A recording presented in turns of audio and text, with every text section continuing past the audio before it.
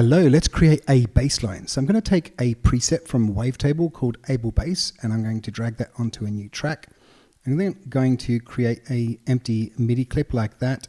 And then I'm going to go in and select stacks. So what we're going to do is going to select the main section here, and then we're going to select a chord like that. And then we're going to click onto the next section there, and we'll select a different sound like that, and then we'll select another section and we'll select another sound, but we'll change the root, but we're going to invert it by 1 so they're not too far away from each other. And then lastly, we're going to create a 4th chord with a different root, and we can invert that down 1. So as you can see, there's not much change in terms of the distance.